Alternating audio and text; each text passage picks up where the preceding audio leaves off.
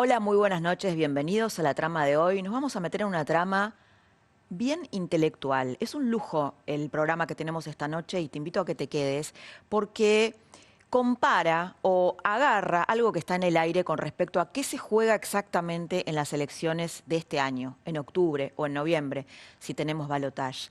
¿Hay dos modelos de país en juego? Esta idea de que si gana Cristina Kirchner vamos hacia Venezuela, ¿es realidad o forma parte de una narrativa del antikirchnerismo?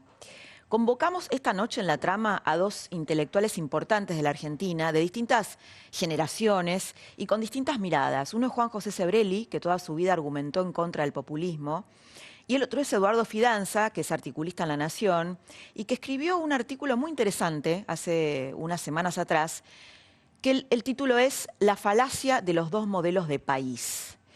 Este artículo a mí me llamó la atención porque desafía lo que yo pienso. Yo realmente creo que se juegan dos sistemas en la Argentina, el kirchnerismo versus Cambiemos o el peronismo federal, el peronismo moderado, lo que puede encarnar Labaña y algunos emergentes, algunos dirigentes del peronismo federal que implicarían un peronismo más republicano. ¿Cómo es entonces, qué es realmente lo que está en juego en la Argentina este año? Sebrelli lo que va a decir y lo va a saber es, bueno, que en realidad hay dos sistemas que se juegan y que el juego es entre democracia y autoritarismo. Que en realidad no son modelos puros, sino que están mezclados, y define al kirchnerismo como un neopopulismo latinoamericano y como un cesarismo plebiscitario. Fidanza tiene una larga argumentación para contarte que en realidad es una falacia que vayamos a elegir dos sistemas, y lo va a encuadrar dentro de los problemas estructurales de la Argentina. Es decir, lo que él dice, la Argentina tiene problemas históricos, por ejemplo, la falta de dólares, el déficit fiscal, el precio de sus materias primas, y todos los gobiernos han jugado de alguna manera, sean populistas o liberales, enmarcados en esos condicionamientos. Te lo estoy resumiendo mucho porque realmente la argumentación es muy fascinante, las dos charlas son muy interesantes, tal vez te hagan cambiar de opinión, y es un duelo como para meterse de un modo muy intenso por lo que se juega este año en la Argentina. Juan José Sebrelli es el primer protagonista de esta trama que arranca de esta manera.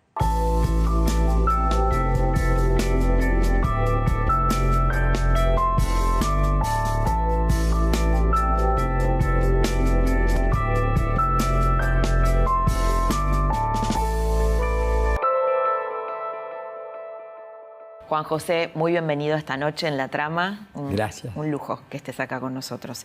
Y vamos a tratar un tema que está muy en el aire y me gustaría explorar con vos, que sos uno de los grandes intelectuales de la Argentina, para que nos ayudes a pensar sobre esto, que es esta idea de que en octubre se votan dos modelos de país.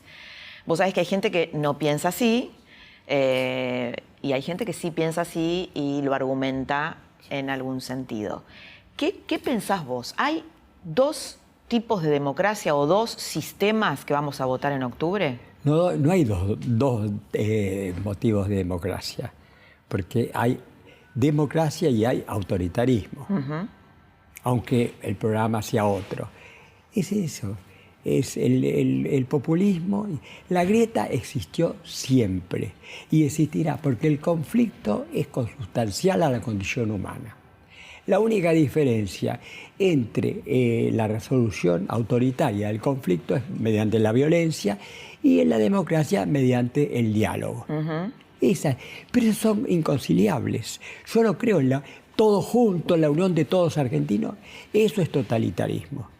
Los argentinos tienen que tener, porque la realidad es muy diversa, la gente es diversa y cada uno tiene que tener sus pensamientos. Hay Esto gente de, que bueno, cree... hay que tirar todos para el mismo lado, No, eso es totalitarismo. No. Hay gente que piensa que un caudillo autoritario es lo mejor para el país. Yo no puedo no puedo dialogar con esa gente. Existe muchísimo. Sí, claro. Si no, no hubiera triunfado el populismo en la Argentina, Por eso, ¿no? Así que en ese sentido yo estoy de acuerdo con que sí, hay dos conceptos de país. Ahora, no logrados, no puros, porque se mezclan, porque entre los que están por la democracia hay siempre un toquecillo oculto, a veces inconsciente, de populismo.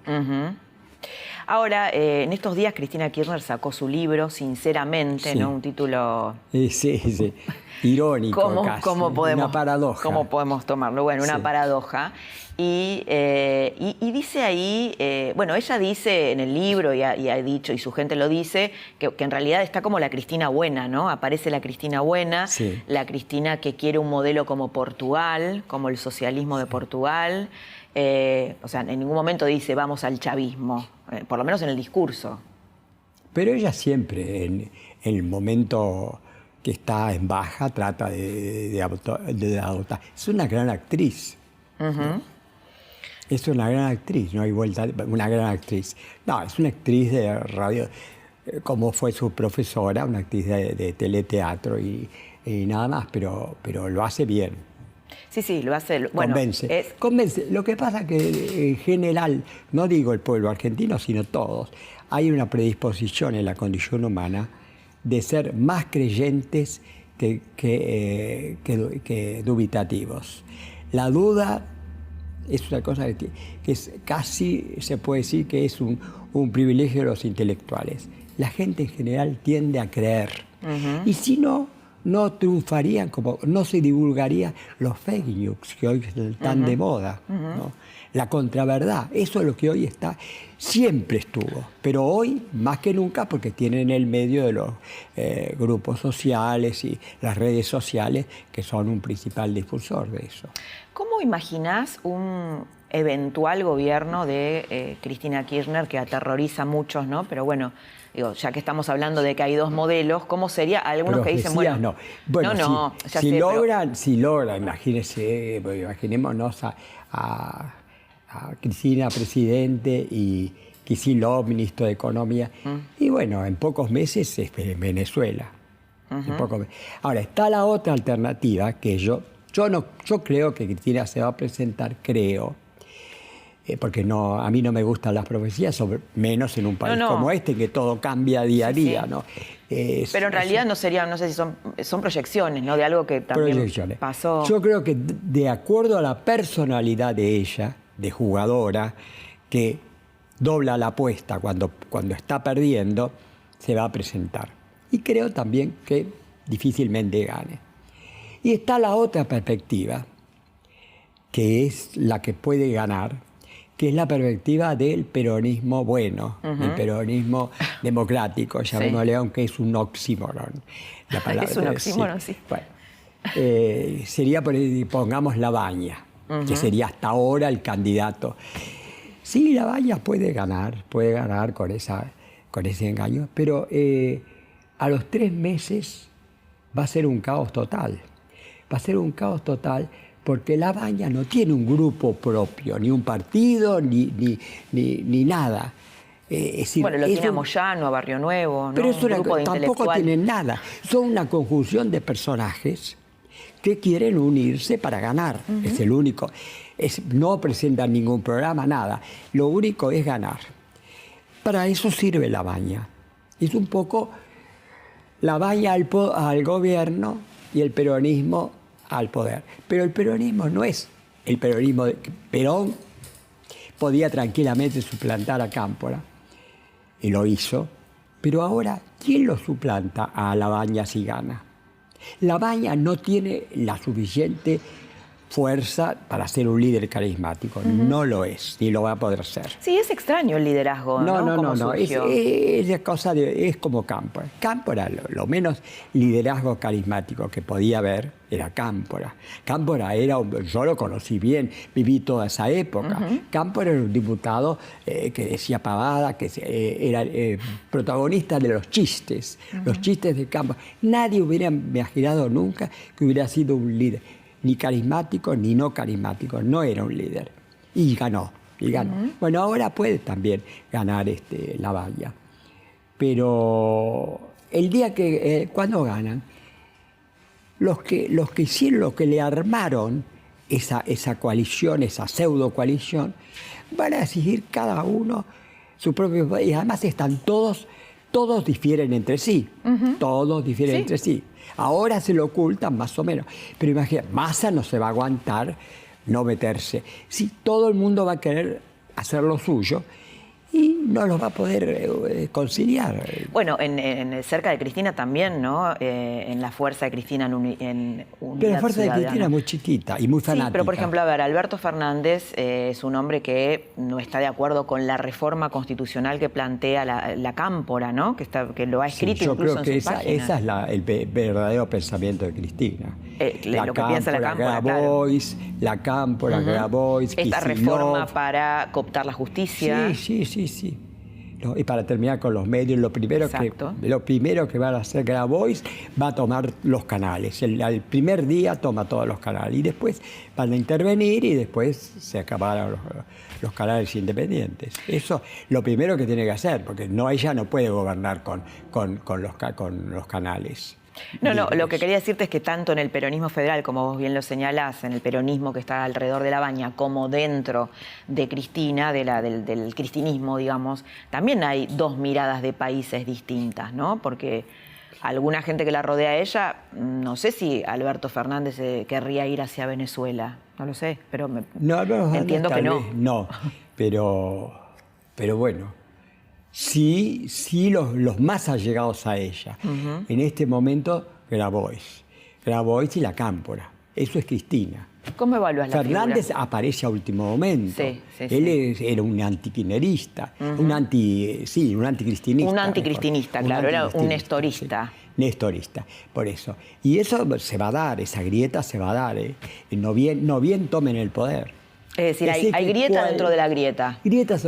Cualquiera de las alternativas que ganen, el resultado va a ser caótico. Ahora, dentro de Cambiemos, también hay diferencias, dentro de Cambiemos, ¿no? Hay cierta prolijidad por ahora. En lo político, muy prolijo. En lo económico, decididamente un fracaso, ¿no? Ya no hace falta decirlo. Pero bueno, con un segundo mandato, a lo mejor encuentran el camino correcto. Pero políticamente son más correctos. Sí, tienen una mirada más uniforme, ¿no? De país, uniforme. De una aspiración a una democracia liberal. Tienen un programa de país, la República, eso lo tienen. Los otros no lo tienen, porque el verdadero pensamiento de ellos es el populismo autoritario y demás. Y no lo dicen, no lo pueden decir. Así que... como vos decís, no sabemos cuál de las dos vías va a triunfar, si la kirchnerista pura o la kirchnerista tímida. Sí. ¿Por qué pensás que con todos estos argumentos que vos estás dando, hay muchos periodistas, intelectuales, que creen que esta idea de que si gana Cristina vamos a Venezuela es un relato del antikirchnerismo para meterle miedo a la gente? ¿Hay un argumento en ese sentido? Bueno. No hablo de gente kirchnerista, sino de análisis que dicen, bueno, esto es un argumento del antikirchnerismo.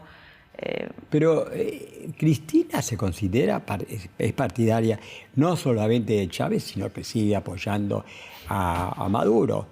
Y elige como lugar de retiro, y que va a ser su lugar de destierro, sin duda Cuba, porque ya Venezuela es demasiado caótica. Así que, ¿por qué pensamos que va a ser otro? Es muy coherente la política. Ella tiene un discurso coherente. Le acusa nada más que de no tener. Ella sí lo tiene. Ella lo tiene perfectamente coherente. En los últimos años, la línea... Porque antes no era así. Sí. Son muchos años ya que está en el gobierno. La línea Irán, Cuba, Venezuela y demás son los países amigos de ella. ¿Por qué pensamos que va a gobernar de forma distinta? Juan José, hay una parte del libro de ella en donde dice, le hace una crítica a la política económica de Macri, pero para los votantes de Macri, ¿no? Ella le dice, Macri podía haber haber desarrollado un capitalismo apoyándose en el sector agroexportador y poniendo retenciones escalonadas, pero eligió el caranchismo financiero. No, bueno, yo no soy economista, no me voy a meter en detalles, pero yo tengo otra teoría, que lo que le pasa a la Argentina le está pasando en menor medida, porque la Argentina ya venía mal desde hace 80 años, a los otros países menos, pero no solo a los países de América Latina. Un ejemplo inmediato, el suicidio de Alan García. Alan García era un hombre fundamental en Perú. Tuvo 2 veces gobierno, el primero populista y el segundo democrático liberal. Y era un hombre inteligente. Se mató porque sabía que no podía hacer nada. Yo creo que en el mundo hay una concepción casi sociológica y filosófica en general sobre el mundo actual, sobre el mundo de Occidente. Oriente es otra cosa. Oriente está en otra. Es una crisis total del sistema que llamamos occidental. La democracia, los partidos democráticos fracasan no en América Latina, sino en Europa, en los países que eran el modelo de antiguas democracias. Francia, París. París ya no es una fiesta. Hay un símbolo, el incendio que no tiene nada que ver con la política, es un símbolo de lo que es. Macron es un hombre más o menos parecido a Macri, no solamente el apellido, que intenta, pero no puede. Ya vemos es decir, bueno, hay una crisis de la democracia como la conocimos. Del sistema de partidos, no hay partidos, por ejemplo. Acá no hay partidos, ya el peronismo no existe, no es un partido, son montones de partidos. La coalición cívica es una cosa puesta ahora, ojalá que pueda terminar, pero es una cosa también del momento. No hay partidos políticos, como era el radicalismo, el peronismo de otra ahora, época. Juan José, y en Francia tampoco, y en España tampoco. No, claro, hay una crisis y hay otros ciudadanos. No pueden tener no tienen gobierno. Ahora, te hago un poco de abogada Italia, del diablo lo mismo. a una persona que siempre escribió contra el populismo, criticó el populismo como vos. De alguna manera, estas elecciones de populismos de derecha y de izquierda que también pasan en Europa, ¿no son de algún modo una admisión de que esta democracia liberal hay problemas que a la gente no le resolvió? No, claro, yo le contestaría que el Estado nacional es impotente, y cualquiera sea, liberal o populista, es impotente para enfrentar el mercado que es global. Yo creo entonces que lo primero que... No hablemos más de justicia social y de mejora, de nada. Hablemos de globalización de la democracia. Es lo único. Mientras no exista una fuerza política que pueda enfrentar a un mercado que es transnacional, global, son 2 fuerzas completamente... Y no digo solo la Argentina, que es un desastre, pero digo tampoco en los países, en la Unión Europea. La Unión Europea está fracasando. ¿Por qué? Porque no puede enfrentar al mercado. Eso es el principal problema. Yo soy un partidario. Yo creo que la globalización no está yendo mal. ¿Y cómo sería la globalización de la democracia? No está yendo mal, no por la globalización en sí, sino porque no es demasiado democrático, no es demasiado global. Tiene que ver. Es global en lo económico, totalmente. Es global en lo técnico. Pero no acompaña en lo político. No hay una política verdadera. La Unión Europea es una avanzada, indudablemente, pero la Unión Europea es una unión de naciones. Tiene que ser una unión transnacional, un poder que exista más allá. La Corte Penal Internacional está muy bien, por ejemplo, claro, es una avanzada. Pero estoy pensando en Trump, ¿no? Los norteamericanos eligen un presidente, digamos, filopopulista, por llamarlo de algún modo, para resolver sus problemas económicos internos, que de algún modo los han resuelto, por más que no nos guste Trump. Momentáneamente, ¿no? Bueno, sí. Momentáneamente. Yo no creo que... Hay que ver si Trump sigue siendo presidente. ¿no? Sigue siendo presidente. Todavía es una democracia. Sí. Norteamérica en materia política. Bueno, tiene otras instituciones, ¿no? Tiene instituciones. Por eso que yo creo que no es un peligro. Bolsonaro ya empezó a tener serios problemas, ¿no?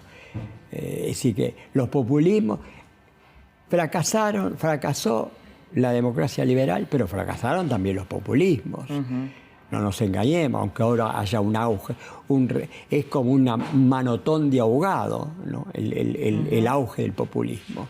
Es decir que Bauman dice en su último libro, estamos en una sociedad en crisis y hay que acostumbrarse a vivir en la crisis porque vino para quedarse.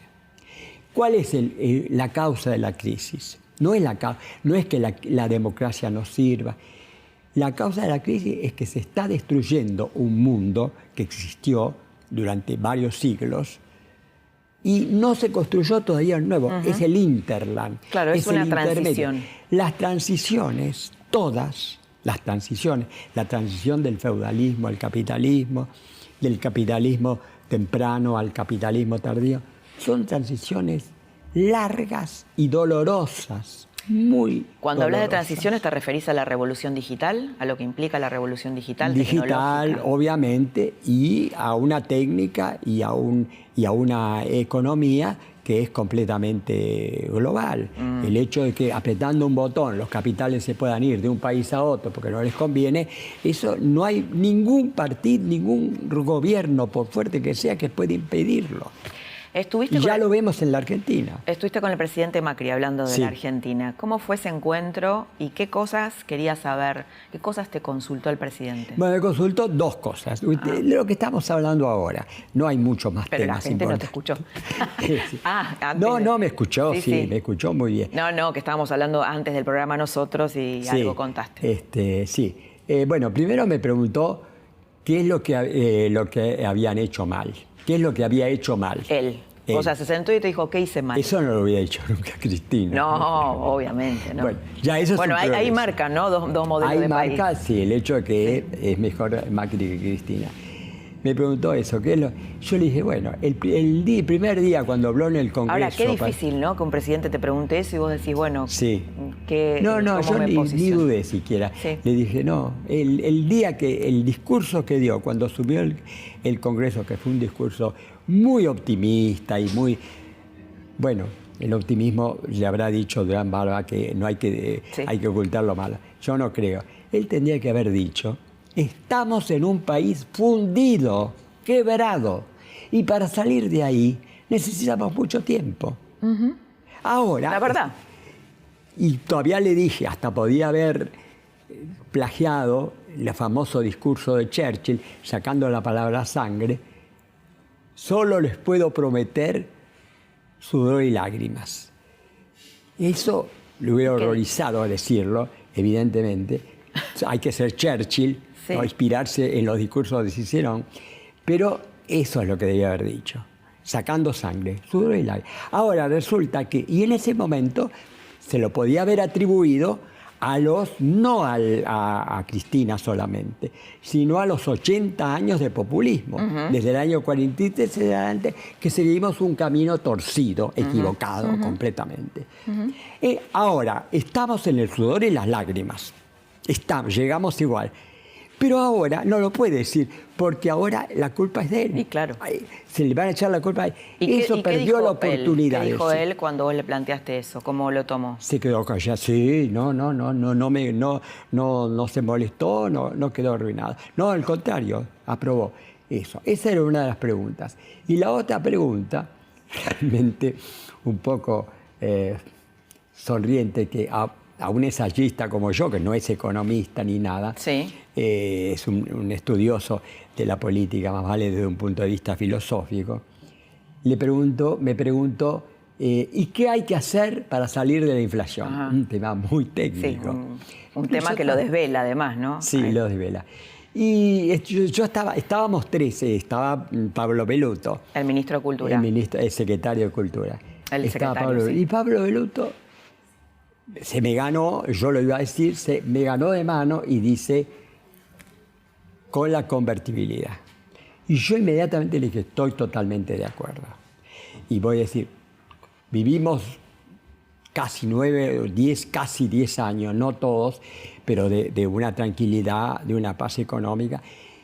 Y me van a salir los anticonvertibilidad. Sí. Primero me van a decir... ¿Cómo terminó la convertibilidad? ¿Cómo terminó? Eso se lo digo rápidamente. Terminó, pero no era la convertibilidad cuando empezó la decadencia total. A Cavallo lo había echado Menem. La culpa del mal final que la convertibilidad tuvo la política, no la economía. Uh-huh. ¿Por qué? Pero la convertibilidad, Juan José, no es para un momento. Porque Menem necesitaba tirar la casa por la ventana para conseguir la reelección. Uh-huh. Y la convertibilidad tiene que ir acompañada con una política fiscal muy moderada, muy equilibrada, no con un déficit fiscal. No hay políticas económicas buenas con déficit fiscal, ninguna, pero tampoco la convertibilidad. Uh-huh. Esa es la causa. ¿Y qué dijo el presidente cuando se mencionó la palabra convertibilidad para domar la inflación? ¿Qué dijo? No, sí, se cayó la boca, no se molestó, ni pero no dijo que estaba de acuerdo, en desacuerdo, nada. Se cayó la boca. Y segundo, lo que quería decir es que uno de los candidatos con más posibilidades en las elecciones actuales, que es Labaña, que es para mí uno de los que tiene más posibilidades. Cristina se va a presentar, uh-huh, seguro, porque es la personalidad de ella, es la jugadora que apuesta, cuanto peor le va, apuesta el doble. Pero no va a ganar. Porque yo creo... ¿Y si no gana, se termina el kirchnerismo o el cristinismo? No, gana el peronismo, que es más o menos... ahí voy. Yo al respecto, ¿por qué no va a ganar Cristina? Y yo recuerdo siempre una frase brillante de uno de mis políticos preferidos del siglo XX, que es Felipe González, y que es brillante en los análisis políticos. Felipe González dijo una vez, los argentinos tienen la predisposición a correr desenfrenadamente hacia el abismo. Y cuando llegan al borde se paran. Entonces yo digo, bueno, ahora estamos corriendo desenfrenadamente al abismo, indudablemente. El hecho de que una de las candidatas con posibilidades sea Cristina es correr hacia el abismo. Espero cuando llegue al abismo se paren. Uh-huh.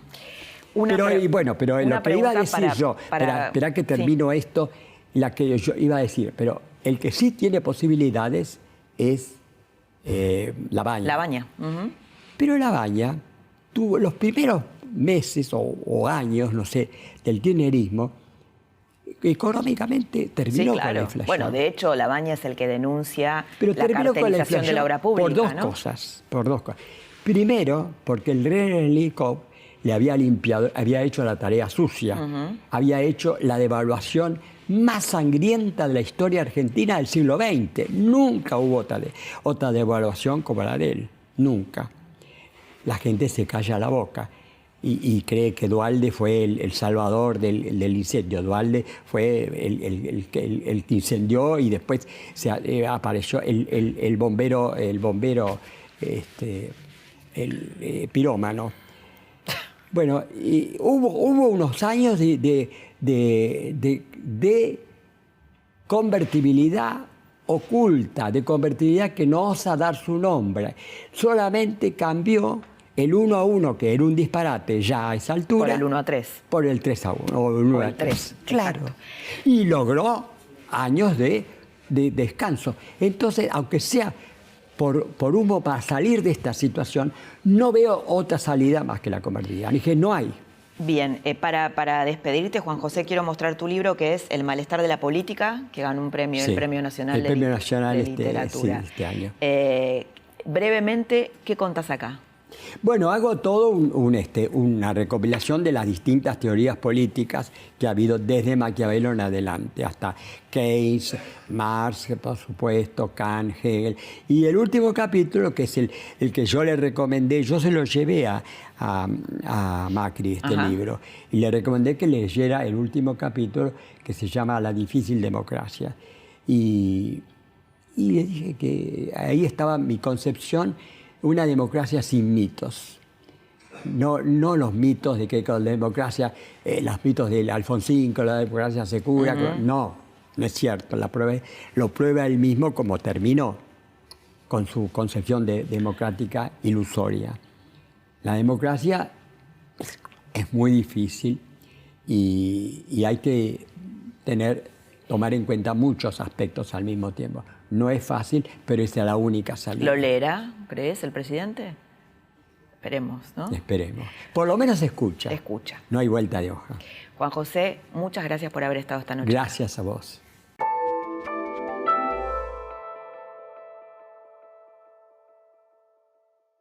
Hasta acá escuchaste a Sebrelli, que tiene muchos argumentos que utiliza el mundo antikirchnerista para explicar esta elección. Ahora lo vas a ver a Fidanza. Eduardo Fidanza es un sociólogo, es el director de la encuestadora Poliarquía, es columnista en La Nación y va a argumentar en un sentido distinto. Lo que te va a decir y te va a explicar es por qué, en el caso de que Cristina gane las elecciones, se presente y sea candidata, no va a poder llevar a la Argentina a Venezuela. Quédate a escucharlo porque te va a dejar con muchas preguntas y tal vez te haga cambiar de opinión.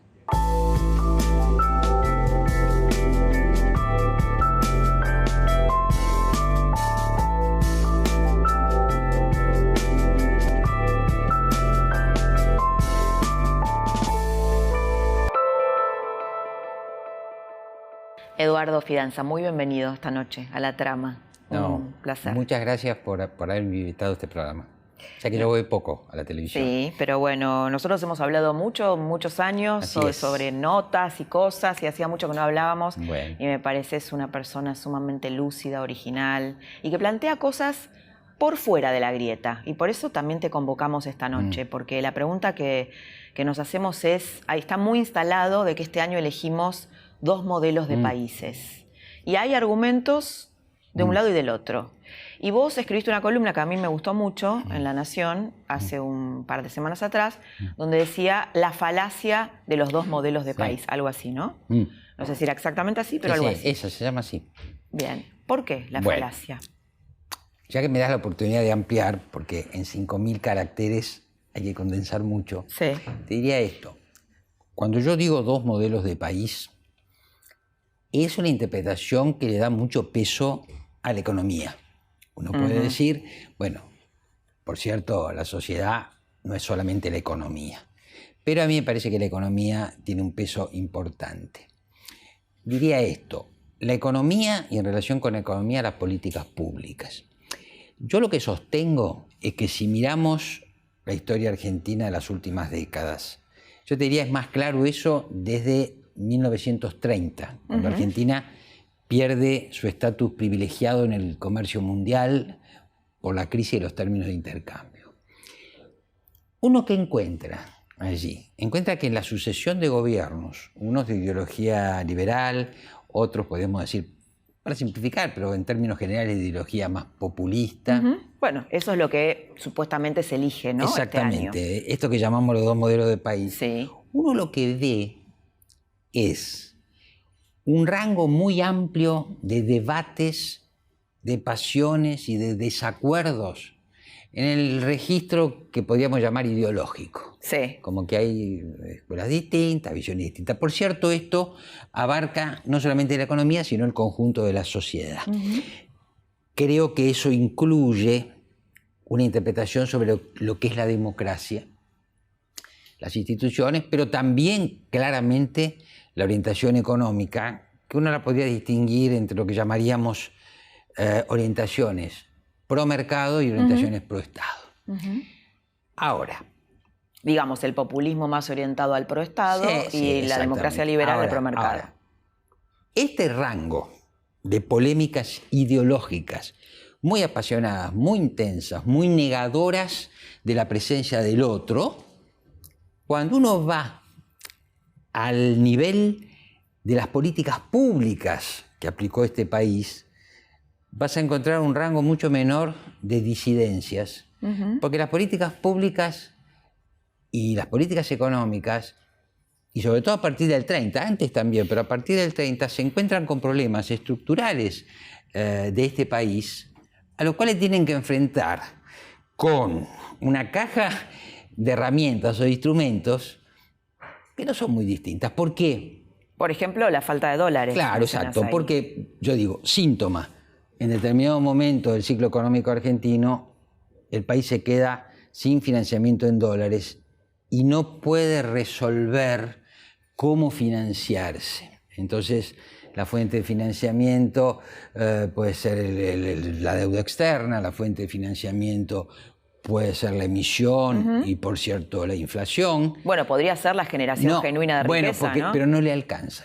No le alcanza, porque básicamente tiene un sector dinámico, generador de divisas, que es el sector agropecuario, que sin embargo es un sector dinámico que no es tomador de fuerza de trabajo. Mientras que tiene la industria, que siempre está más protegida, que es ofertadora de puestos de trabajo, pero digamos que no ha tenido la capacidad, la posibilidad de que se diseñó la sustitución de importaciones de tener un nivel competitivo internacional. Es decir, a ver, Eduardo, para sintetizar lo que vos estás diciendo, vos decís que hay una Argentina que tiene problemas estructurales, económicos, que los viene arrastrando. No lo digo, eso los tiene. Durante décadas. Lo dijera yo y no fuera así. Y que esa limitación estructural, de algún modo, le pone un límite a la cuestión política. Así, y le pone un límite a la divergencia ideológica. A la divergencia ideológica. Y hace que... Ahora, hay no sé si leíste, bueno, algunas partes del nuevo libro de Cristina, sinceramente, ¿qué te parece? No, todavía no el título. Leí, me parece muy controvertido, como es ella. Como es ella, ¿no? Exacto. Y además de puño y letra, sinceramente.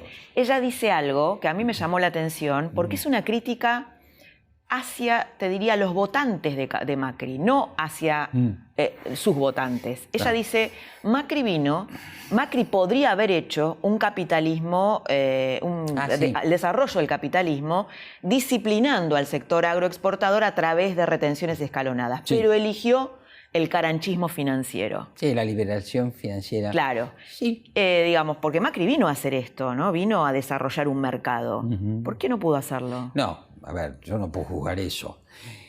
Ahí vos tenés, dentro de lo que es mi hipótesis, unas políticas públicas que se sucedieron. Es cierto que Macri, fiel a su orientación hacia el mercado, impulsó la liberalización de los mercados financieros, le quitó retenciones a la minería, le quitó retenciones al agro, pero a la vez implementó una política que se llamó gradualismo, que implicaba, y yo creo que eso fue una idea bastante interesante, que implicaba el hecho de que había que modificar conductas de la sociedad en relación a la etapa anterior y que eso no se iba a lograr de un día para otro. Un paradigma de eso fue un aumento escalonado de las tarifas, una corrección, digamos así, o la intención de corregir el déficit fiscal, que después hay que ver si se logró,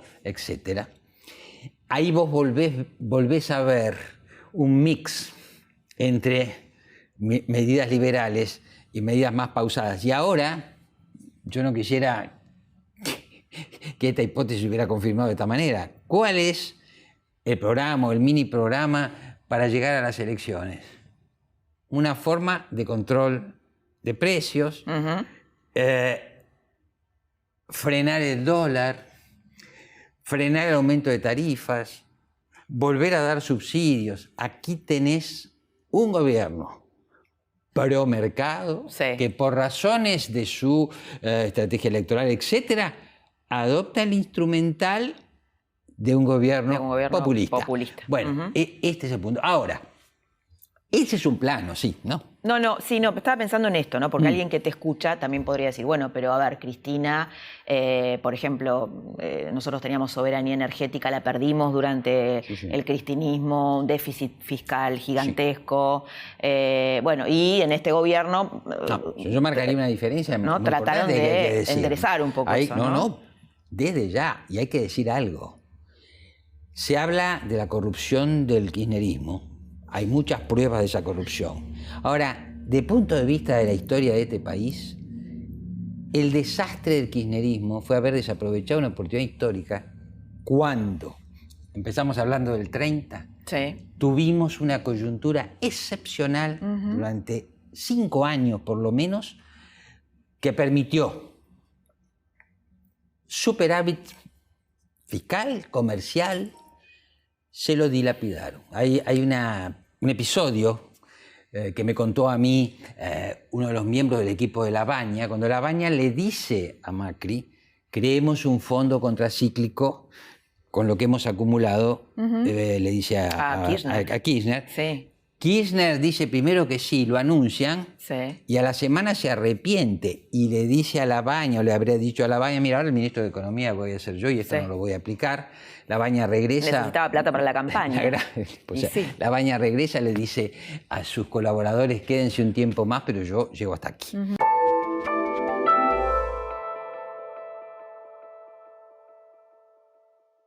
Ahora, Eduardo, te traigo al terreno estrictamente político, ¿no? Digamos, vos entonces no pensás que podríamos ir al chavismo si Cristina vuelve a ganar las elecciones. No. ¿Por qué? No pienso eso y además, vamos, ya que recordaste esta columna, vamos a otra columna que yo escribí después, que se llama, que la titulé Cristina, realidad política o ilusión demoscópica. Y yo creo que, y acá hay que entrar un poco al tema de las encuestas. Yo lo que digo es, este es un país que en la coyuntura corta se mueve dependiendo de las cifras. Todos los días el riesgo país, todos los días el valor de la tasa de interés, todos los días la popularidad de Macri y de Cristina en su intención de voto. Es un país entregado a las cantidades y no a las calidades. Ahora bien, de estos valores numéricos, uno de los proveedores principales es lo que se llama la demoscopía, o sea, la ciencia, o la parte de la ciencia política que se dedica a los estudios de opinión.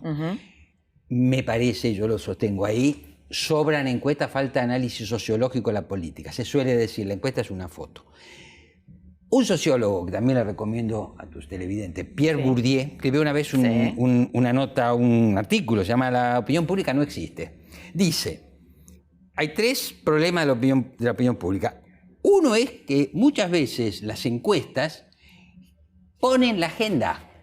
Cuando yo pongo... Pero, Eduardo, no entiendo eso que tiene que ver con que no vamos al chavismo. ¿Sabes por qué? Sí. No. Porque se está suponiendo que, porque va con un poco de ventaja en las encuestas, Cristina va a ganar las elecciones. Esto es un supuesto de las encuestas que ponen la agenda, como decía Bourdieu. Que crea realidad. Crea realidad. Porque yo podría, voy a mencionar a una persona que yo quiero y estimo mucho. ¿Por qué no ponemos Macri contra Facundo Manes? Ya que está, si Cristina no dijo que iba a ser candidato, Manes tampoco. Suponete que vos decís que es muy difícil que ella gane, ¿esto es lo que decís? Creo que es difícil que gane porque para ganar no se requieren solamente encuestas. Se requiere abundante financiamiento. Sí. ¿Lo tiene? No sé. Dominio territorial. Lo tiene un poco en la provincia de Buenos Aires. La Matanza y algo más.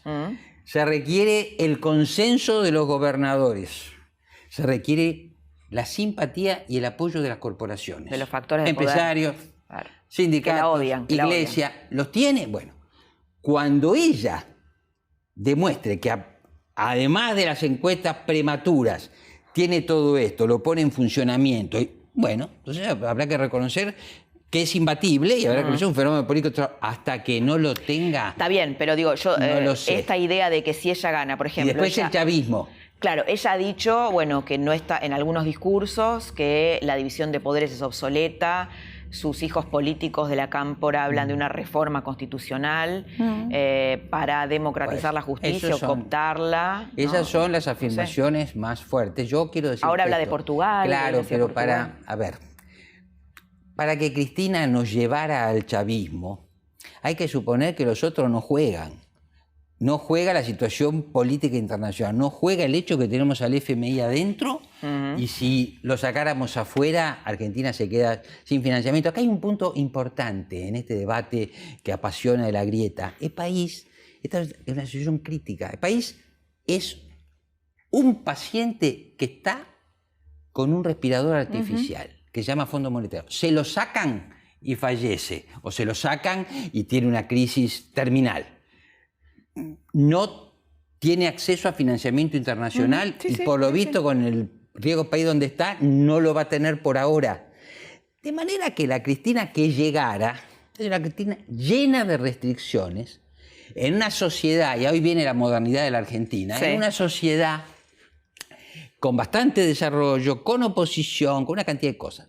Y agrego. Claro, y no va a tener las condiciones excepcionales que tuvo en los 5 años que gobernó. Y agrego algo que es lo siguiente. Si vemos la trayectoria de Cristina, tampoco vamos a encontrar una persona que vulneró los preceptos claves de lo que podríamos llamar la democracia electoral. Respetó, por más que en su libro creo que dice, bueno, yo me fui para que los argentinos no se cansen de mí, no, se fue porque tuvo que acatar la norma, ¿no es cierto?, por el cual no podía ser reelegida. Mantuvo abierto... Quiso reformar, ¿no? Bueno, quiso ir a la Cristina pero no logró. Mantuvo abierto las cámaras, aseguró la libertad de reunión y asociación, presionó al periodismo, pero todos pudieron emitir sus opiniones. Chávez venía de un intento de golpe de Estado. Las condiciones son otras. La sociedad venezolana es otra. A mí, querés que te diga, lo voy a decir en corto. Decir que nos va a llevar a Venezuela es meter miedo y es ponerla a Cristina, a mi modo de ver, por interés, en el escenario rentable, como yo digo, de los buenos contra los malos, ¿no es cierto? Entonces la ponemos ahí, como le interesa a mucha gente. Es Durán Barbista. Es como no sé, no lo voy a mencionar. La ponemos ahí porque necesitamos al malo, porque nosotros somos los buenos. La verdad, me parece poco imaginativo y no me parece muy responsable. Pero claro, eso es ir en contra de las cosas que más se dicen, de las cosas que más se analizan. Sí, las que más rinden, ¿no? Las que más rinden. Pero bueno, es una idea que en la gente prende mucho. ¿Sabe por qué prende? Porque nos sentimos cómodos en posiciones más fundamentalistas que abiertas. Pero hay una cuestión, y ahora enlazo con otra cosa que yo estuve pensando. La Argentina carece, la dirigencia argentina, los gobiernos carecen de lo que yo llamo superyo administrativo. Es decir, esto no es solamente Crianza siempre mezclando el psicoanálisis. Bueno, pues ¿sabes qué pasa? Ideología ya hablamos, tenemos política. En otros países se discute, pero resulta que hay un nivel que se llama la administración pública, con expertos que no permiten que la discusión ideológica se traslade a la cuestión administrativa. Y yo de ahí digo esto. ¿Por qué los Kirchner hicieron lo que hicieron, lo que hablamos?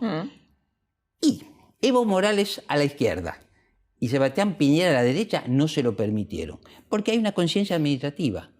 Y de la conciencia administrativa... ¿Una burocracia administrativa? Hay una burocracia, por supuesto, ¿no es cierto? Entonces hay. Ahora, Argentina tiene que resolver cuestiones. No es que la burocracia administrativa te tiene que llevar a los brazos del Fondo Monetario o tiene que significar que triunfen las políticas que propugna el señor Esper. No. La conciencia administrativa depende de una orientación ideológica general y de unos consensos políticos por el cual vos te das determinados lineamientos a mediano plazo. Bueno, tenemos mucha ideología, tenemos poca política, si política es el logro de algunos consensos básicos, y tenemos cero administración. La última, como para terminar esto de los consensos, ¿sí? Hay algunas cosas que circularon de la conversación entre Macri y Lustó en los últimos días, donde supuestamente Macri le dice a Lustó que no sabe cómo bajarse, ¿no? De su candidatura. Supuestamente, es lo que... Yo no estuve ahí. Bueno, pero ha circulado eso. ¿Es viable o te parece, ya que vos decís, bueno, no creo que este país pueda salir adelante si gobierna alguno de los dos jefes de la grieta, este plan que circuló de Macri dando un paso al costado y dejando o a María Eugenia Vidal o a Larreta como candidatos? No lo sé. Digo, ¿podría funcionar como lo que estás diciendo de La Baña o no? No lo sé. Es una de las posibilidades que se barajan en la charla que damos nosotros. Sí. Es uno de los escenarios llamado, como el periodismo lo ha bautizado, el plan B corta. El plan B corta, sí. Es cierto que María Eugenia Vidal y los Reyes de Larreta tienen mejor imagen que el presidente, pero eso requeriría digamos así, un abandono del proyecto de Macri y resolver un tema, que es qué pasa si el jefe político, en esto el presidente, tiene un gran deterioro de imagen cuando alguien de su propio riñón inicia una campaña y lo que es rentable es cuestionarlo a fondo, pero este candidato no puede hacer eso. Hay un ejemplo histórico que es Ángel Oz. en una circunstancia muy difícil, Angelos inicia una campaña con ideas, pero con un respeto lógico al que era su jefe político en ese momento, y eso no le alcanzó. Bueno, Scioli, ¿no? Scioli tampoco puede hacer eso. Sí, es un poco distinto, pero puede ser. Va a depender de lo que ocurra en los próximos días, meses. Cambiemos, PRO está involucrado en una lucha por el poder habilitada por la Constitución. ¿Te animás a un pronóstico de quién va a ganar? No, ¿Quién podría ganar? Yo vuelvo a algo que es un poco del punto de vista. No quién sería conveniente, sino quién va a ganar. Yo te digo algo, te contesto. Yo digo las encuestas antes que empiece la campaña, te pueden decir dos cosas. ¿Cuánta gente va a votar a la oposición y cuánta gente va a votar al oficialismo? ¿Y cuántos indecisos? ¿Cómo? ¿Y cuántos indecisos? Sí, y eso está a 60 a menos de 30. Lo otro es lo que llamamos, ¿usted va a votar seguro a fulano? Puede ser que lo vote, no lo va a votar nunca. El peronismo federal tiene menos votos seguros, pero mucho más votos probables que los otros dos. Quiere decir que su techo es más amplio. Eso es porque su opción no está tan polarizada y hay mucha gente, que no quiere entrar en la grieta. Tiene que resolver su interna, pero yo le asigno chances. Tampoco se las quito al gobierno, que se reivindica como que sabe hacer campaña, pero sí la economía y sobre todo la inflación no revierten, va a ser muy difícil encontrar razones para votar a Macri. Y ahí yo le veo al presidente otra dificultad, que no se la debemos atribuir, tiene que ver con su historia. Sí.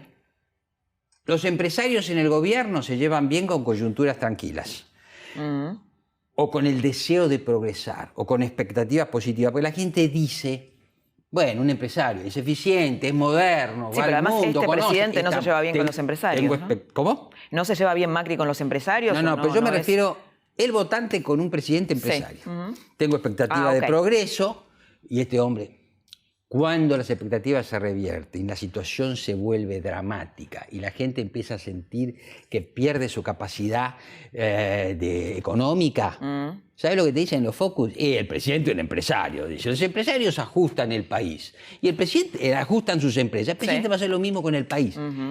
O sea, eso que era un poco como en las parejas, ¿no? Eso que primero era un valor, después se convierte en un disvalor. Eso que te seducía es lo mismo que te genera rechazo porque vos tenés temor. Entonces, cuando el presidente Macri, entiendo que con buena voluntad, se conmueve por la crisis de los argentinos, la gente tiende a no creerlo. A diferencia de eso, cuando vos preguntás por María Eugenia Vidal, ellos dicen María Eugenia Vidal es percibida como alguien que podría ser equivalente a alguien que conocen. Sí. Macri pertenece al mundo de los poderosos. Eduardo, siempre un placer escucharte. No, pero un gusto. Muchas gracias. No, gracias a vos. Después de escuchar a los dos me quedo con dos ideas. Sebrelli, que argumenta y muy bien que en el triunfo de Cambiemos, en el triunfo de una opción democrática, se consolida la República Democrática. Y en el triunfo de Cristina Kirchner es un regreso a los 70 años de populismo que tuvo la Argentina, que no solamente un sistema político, sino un modo de pensar la Argentina, un modo de ser. Y por otro lado, Eduardo Fidanza, que tira la muy interesante idea de que sin la construcción de consensos es muy difícil sacar este país adelante, y que ni Cristina Kirchner ni Macri, por el nivel de rechazo que generan, pueden garantizar la construcción de esos consensos que después se vuelcan en la economía. Dos ideas para que te quedes pensando. Yo te espero la próxima semana en otra trama del poder para seguir pensando en la Argentina. Que tengas muy, pero muy buenas noches.